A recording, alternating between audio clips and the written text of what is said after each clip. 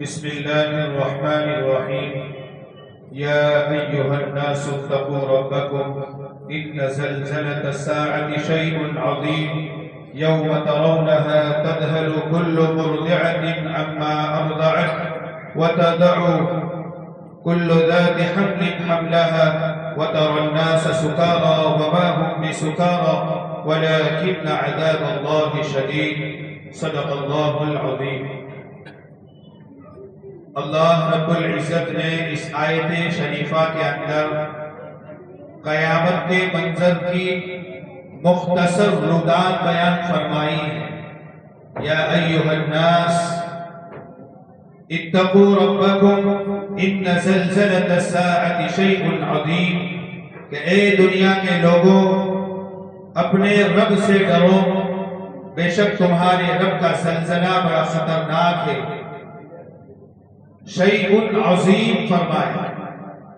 یہ تو قیامت کے منظر کو اللہ تعالیٰ نے یہاں بیان فرمایا ہے، اور ہر انسان کی قیامت اس کی موت ہے. انسان سوچے تھوڑی دیر تنہائی کے اندر بیٹھ کر کہ اگر اس وقت ملک الموت میرے پاس آ جائے، اللہ کی طرف سے اس وقت میری زندگی کا آخری لمحے کا فیصلہ ہو جائے، تو کیا میرے پاس ایسے اعمال ہیں، کیا میری زندگی کے اندر ایسی کچھ نیکیاں، ایسے کچھ بڑے کام ہیں کہ میں اس حال کے اندر اپنے رب کے سامنے کھڑا ہو سکوں؟ کیا میری زندگی میں ایسے کوئی کام ہے کہ میں میدان محشر میں جب میرا اپنے پیغمبر سے سامنا ہو تو میں اپنے پیغمبر سے یہ کہہ سکوں کہ میں آپ کا امتی ہوں؟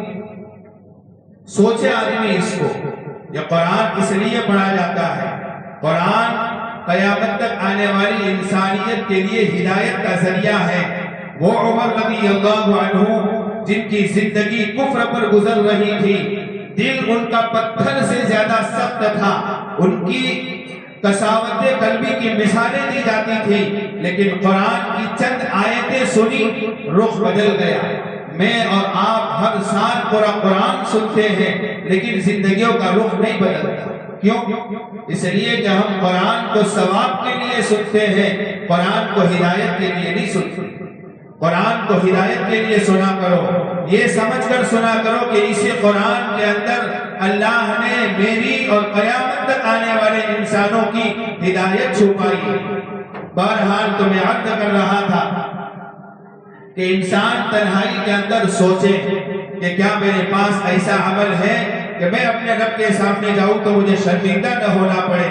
اگر نہیں ہے تو پھر اس کی تیاری شروع کر دو، اس لیے کہ کس انسان کا موت کا وقت کب آنا ہے کوئی نہیں جانتا.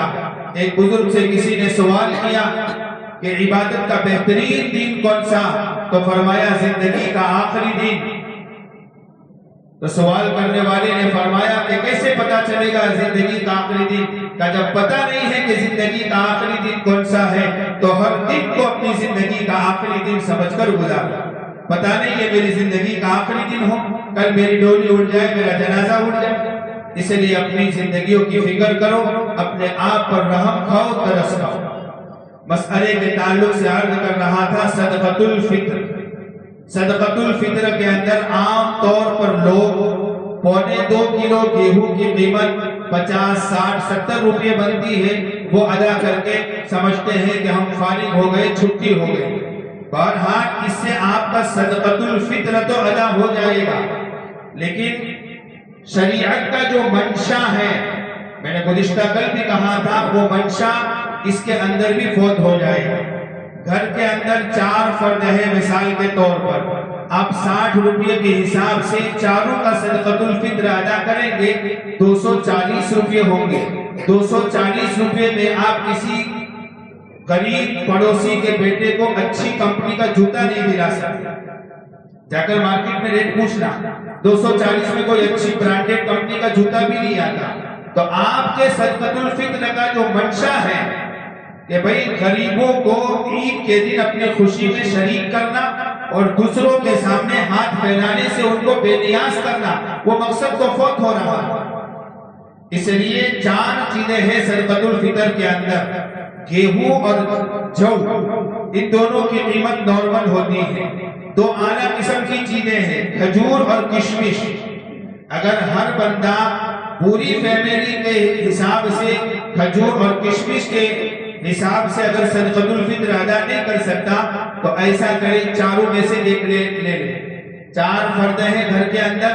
باپ اپنا کشمش جس کی قیمت مفتیان نے 1050 روپے طے کی ہے تو اپنا صدقۃ الفطر 1050 روپے نکالے. اپنی بیوی کو کہہ دے تو اپنا صدقۃ الفطر کھجور کی قیمت 3.5 کلو تقریباً 900 روپیہ طے کی ہے تو 900 روپیہ نکالے. 2 بچے ہیں, ایک کا جو کے حساب سے 120 روپیہ اور ایک کا 1.25 کلو گیہوں کے حساب سے 60 روپیہ نکال دے, تقریباً 2200 روپیے بنیں گے. ان 2200 میں ہمارا کوئی اتنا نقصان نہیں ہوگا. اللہ کے لیے دے رہے ہیں, روزوں کے کفارے کے لیے دے رہے ہیں. حالانکہ دیکھا جائے تو 22 لاکھ روپے بھی دے تب بھی ہمارے روزوں کا کفارہ ادا نہ ہو. یہاں تو 2200 روپیوں میں روزوں کا کفارہ اللہ قبول کر رہا ہے. تو اس طریقے سے نکالیں. جن کو اللہ نے استعداد دی ہے, جن کے پاس پیسے ہیں, وہ کوشش کریں کشمش اور کھجور کے حساب سے نکالنے کی. اور اگر ایسا نہیں کر سکتے تو پھر چاروں میں سے ایک ایک نکالیں تاکہ شریعت کا جو مقصد ہے, شریعت کا جو منشا ہے, وہ منشا پورا ہو.